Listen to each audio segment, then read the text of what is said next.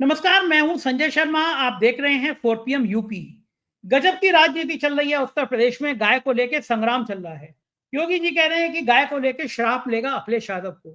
सरकार 7 साल से ये चला रहे हैं, श्राप झेलेगा बेचारा अखिलेश यादव। किस खुशी में? अरे जब सुप्रीम कोर्ट कुत्तों के लिए शेल्टर हाउस बना दे रहा है, तो क्या सरकार के पास इतना रुपया नहीं है कि हर गाय के लिए शेल्टर हाउस बना दो? गाय सुरक्षित रहे, गाय ठीक ठाक रहे। सड़कों पर बेतहाशा बढ़ती हुई गाय का मतलब क्या है? भाजपा का विधायक कह रहा है कि गाय की तस्करी हो रही है, गाय काटी जा रही है। अभय दुबे जी से मैंने पूछा कि इस राजनीति का मतलब क्या है और क्या ये राजनीति सिर्फ हिंदू मुसलमान के एंगल से की जा रही है। इसके साथ ही मैंने पूछा कि जो प्रधानमंत्री ने आरएसएस की प्राचीर से तारीफ की है, उसका क्या कुछ और मतलब है? मोदी जी अपनी कुर्सी बजाने के लिए आरएसएस की चरण वंदना कर रहे हैं। बहुत रोचक बातचीत है। 4 पीएम यूपी को ज्वाइन करिए, सब्सक्राइब करिए। चलते हैं अभय जी के पास। 4 पीएम यूपी पर बहुत बहुत स्वागत है आपका अभय दुबे जी।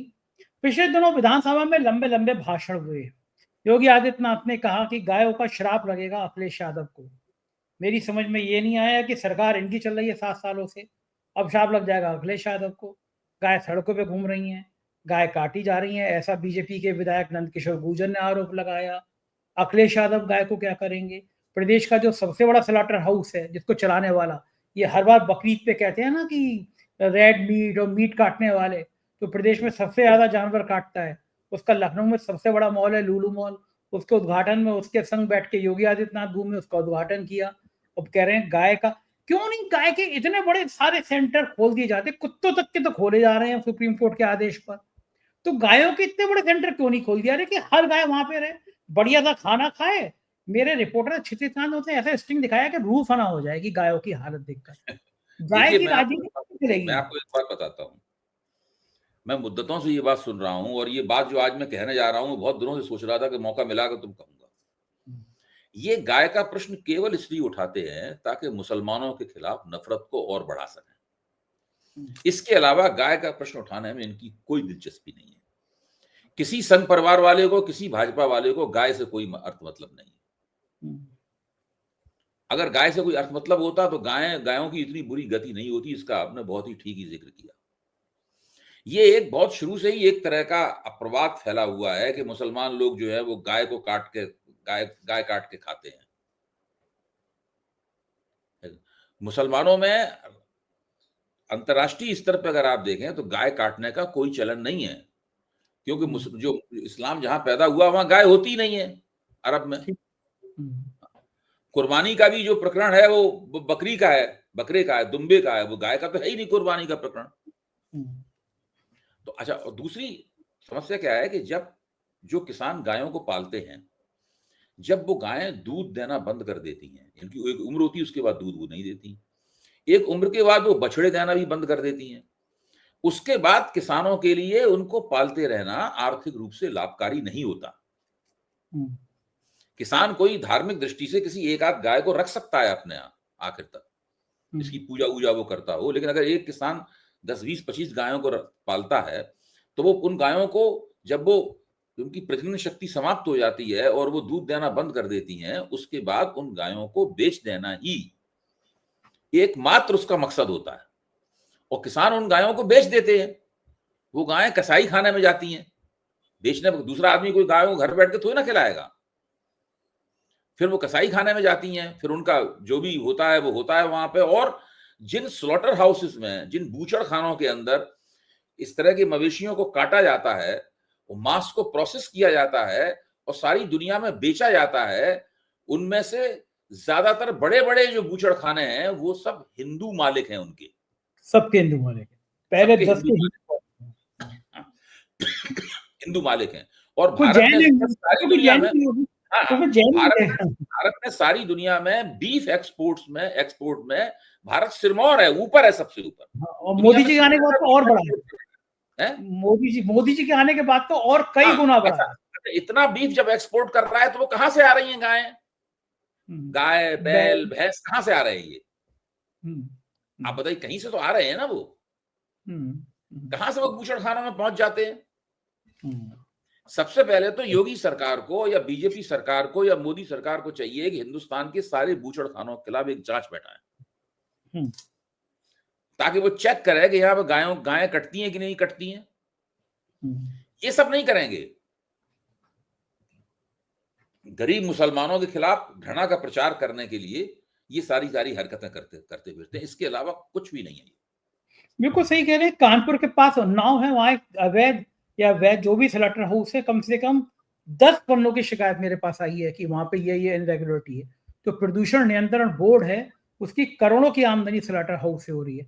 इस देश में जहाँ पे वृद्धावस्था आश्रमों में बुजुर्गों की संख्या बढ़ती जा रही है, लोग अपने माँ बाप को अपने साथ नहीं रख पा रहे हैं और गाय रखेंगे। समाज इस स्तर तक चला गया कि वो गाय करेंगे। सरकार के पास कोई पैसा नहीं है, सरकार दिए जलाने में करोड़ों रुपए खर्च कर एक देती और है। बात बता दो, बीजेपी इसलिए चुनाव नहीं जीतती कि वो गाय समर्थक है। हम्म, मैं इस बात को प्रमाण के सहित साबित कर सकता हूं। हम्म, बीजेपी को वोट देने वालों के बीच में सर्वे करा लीजिए कि लोगों ने बीजेपी को इसलिए वोट दिया है कि वो गोरक्षक हैं। वो नहीं, बीजेपी को वोट देने के बहुत से कारण हैं, ये कारण उसमें शामिल नहीं है। ये कारण शामिल नहीं है, बात तो सही है। ये केवल मुसलमानों के खिलाफ नफरत फैलाने के लिए।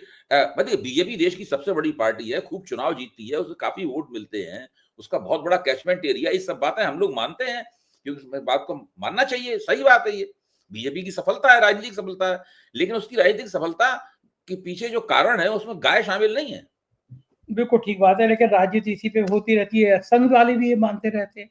आजादी की लड़ाई में, आजादी के संघर्ष में राष्ट्रीय स्वयंसेवक संघ का कितना बड़ा योगदान था, मुझे बताने की जरूरत नहीं है। देश का बच्चा बच्चा जानता है कि कौन अंग्रेजों की मुखबिरी कर रहा था और कौन अंग्रेजों से लड़ रहा था। ये पूरा है, इतिहास में पन्नों पन्नों में दर्ज है।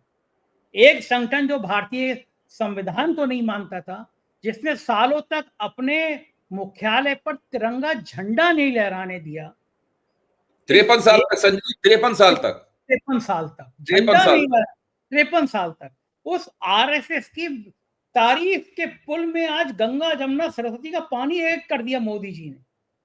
सितंबर में मोदी जी का रिटायरमेंट है, मोहन भागवत ने इशारा कर दिया।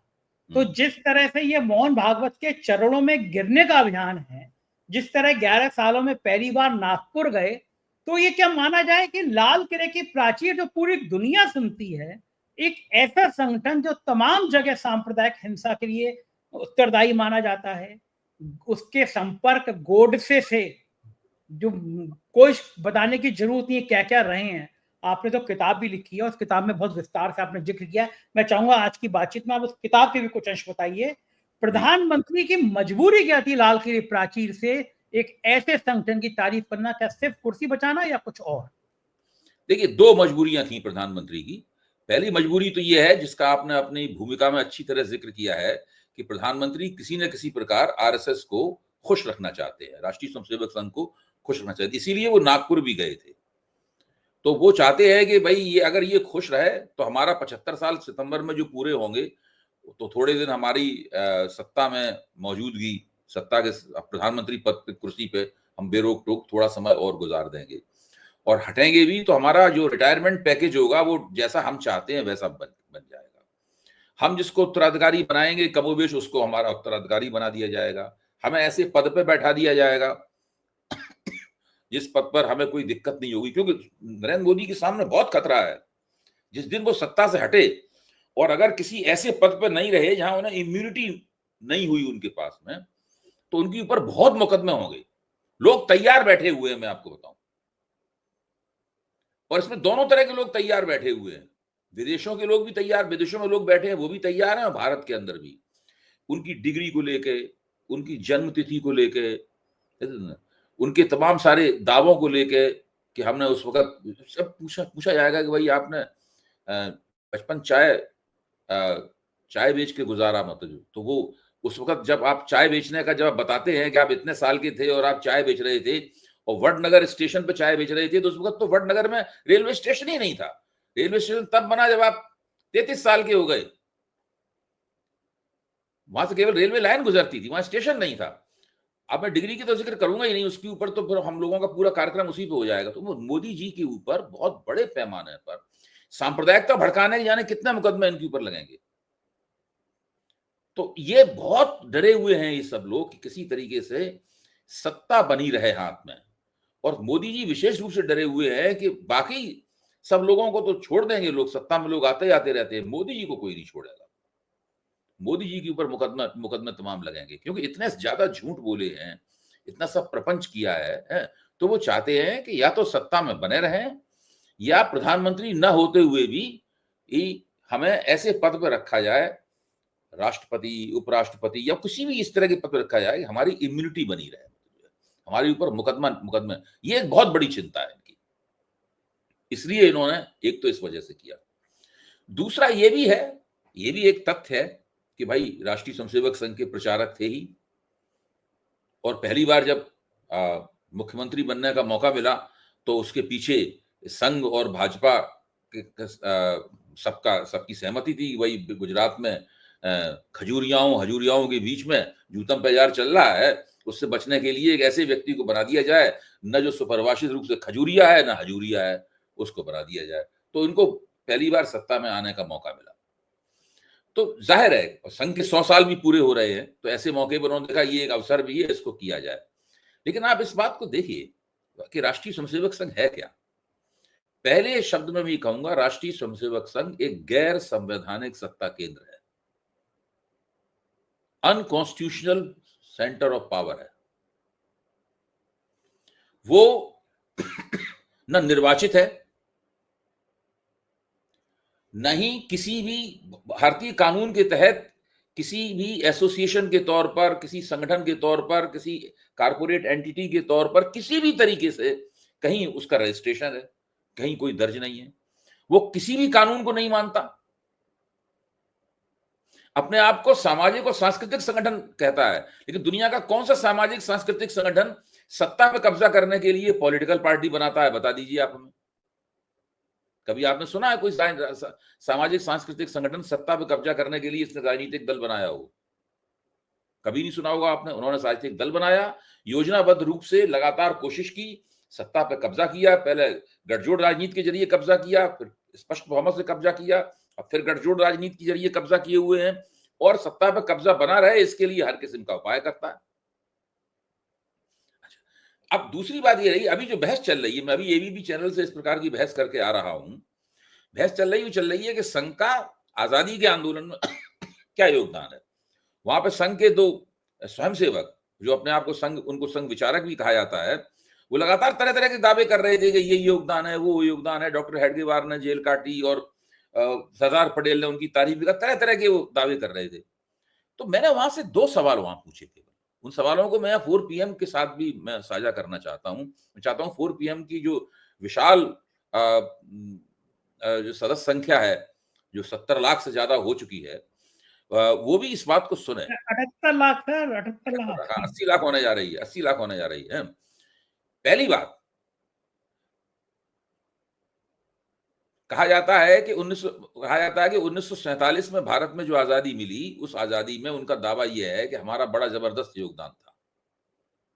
संघ के विरोधी कहते हैं इनका कोई योगदान नहीं था। आजादी मिली थी 1947 में।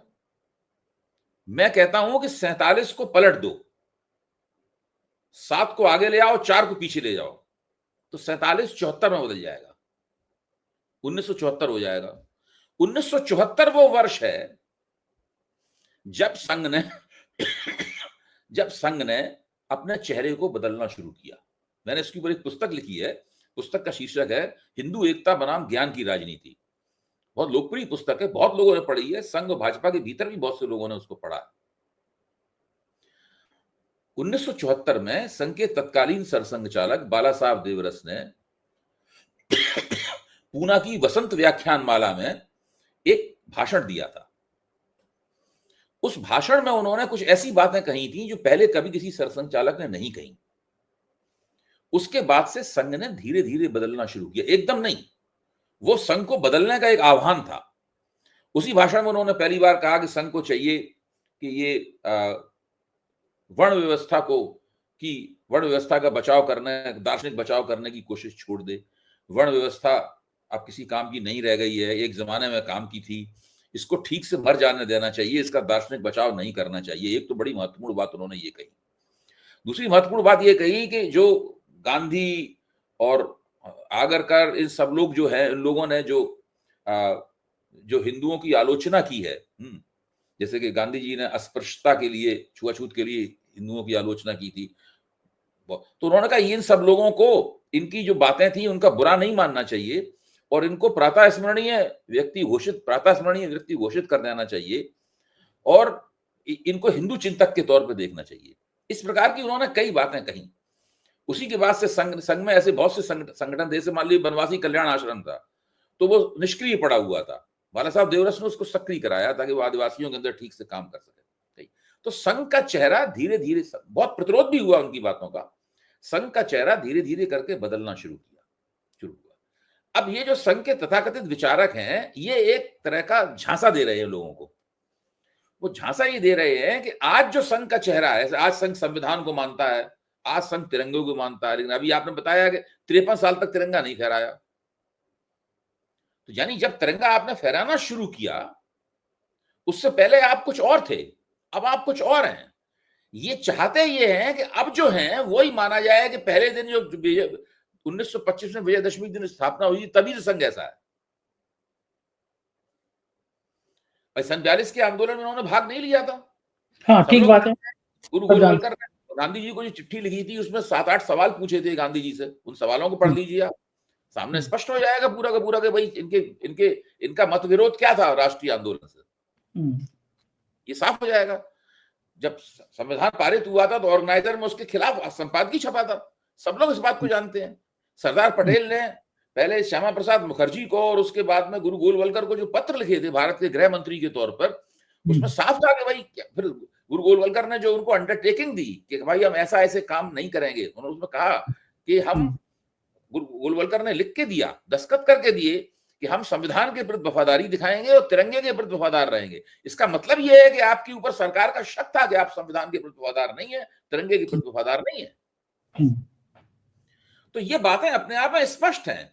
ये झांसा ये लोग देना चाहते हैं कि लोग इनकी सत्ता और इनके नैरेटिव के दबाव में ये मान लें कि संघ विजयदशमी के दिन 1925 में स्थापित हुआ, उस वक्त से वैसा ही है जैसा कि आज वो अपने आप को बताता है, जबकि ये हकीकत नहीं है। एक तो उन्हें ये करना बंद कर देना चाहिए कि कोई नहीं मानेगा इनकी बात, ना कोई मान रहा है। दूसरी समस्या क्या है कि अगर इनके पास कोई प्रमाण है, तो 17 साल हो गए उनको उस देश की सत्ता में। 6 साल अटल बिहारी वाजपेयी प्रधानमंत्री रहे, 11 साल से नरेंद्र मोदी प्रधानमंत्री हैं।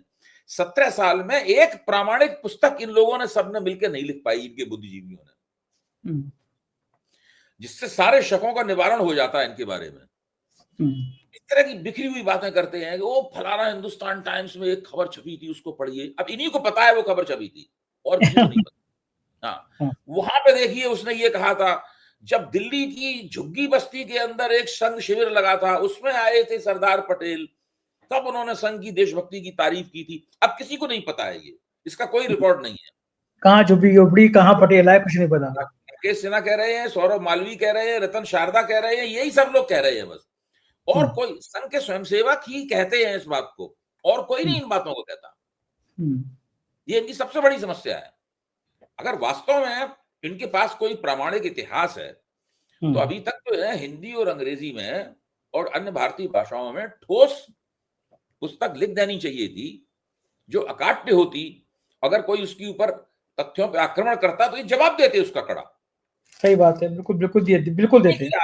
17 साल से सत्ता में है, सारी सरकार इनके ताबेदारी में है, सारे संसाधन इनके पास हैं, हर जगह इन्होंने अपना आदमी बैठा रखा है, हर विश्वविद्यालय का कुलपति इनका है, जितने प्रोफेसरों की नियुक्ति होती है इनकी नियुक्ति होती है। अब आप देखिए, झूठ का सिलसिला शुरू होता है। मोहन भागवत अभी 15 अगस्त से पहले अपने एक कार्यक्रम में कहते हैं कि हिंदुस्तान में लोगों को अच्छा स्वास्थ्य और अच्छी शिक्षा नसीब नहीं है। वो कोई दिन जब नसीब होती है, ये भी मान रहे हैं कि कभी थी नसीब।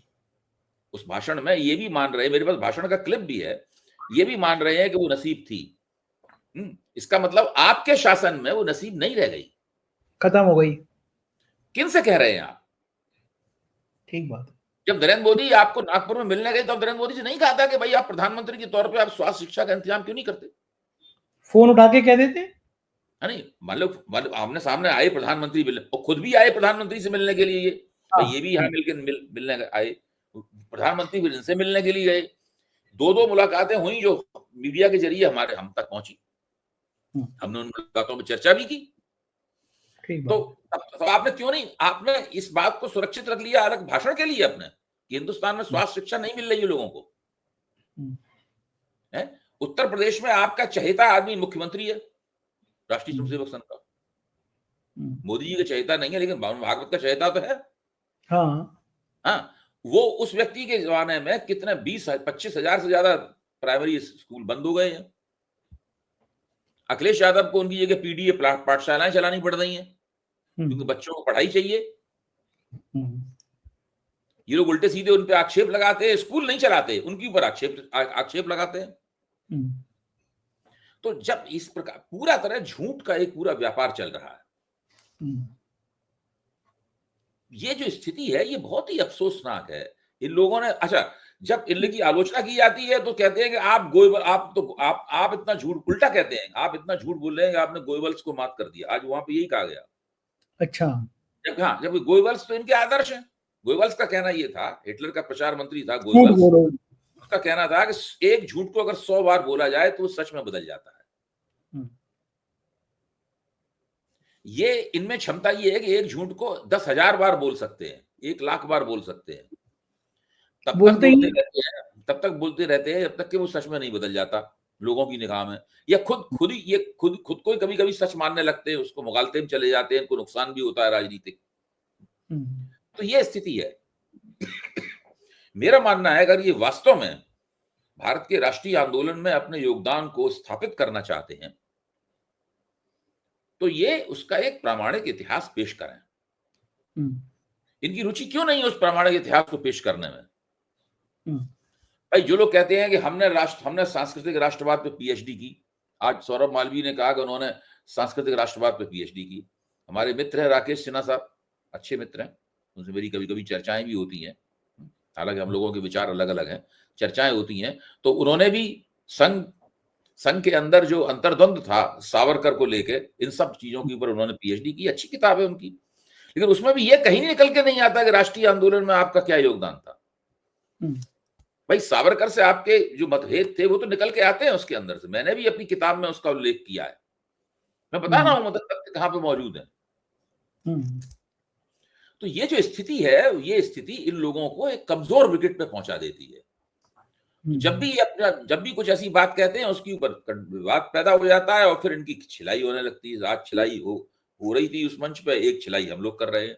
बहुत बहुत शुक्रिया अभय जी, आपने मुझे समय दिया, थैंक यू। ये थे अभय दुबे जी, पूरी बातचीत आपने सुनी, मुझे यकीन है बातचीत पसंद आई होगी। आप चैनल पर कमेंट करना ना भूलें। Thank you.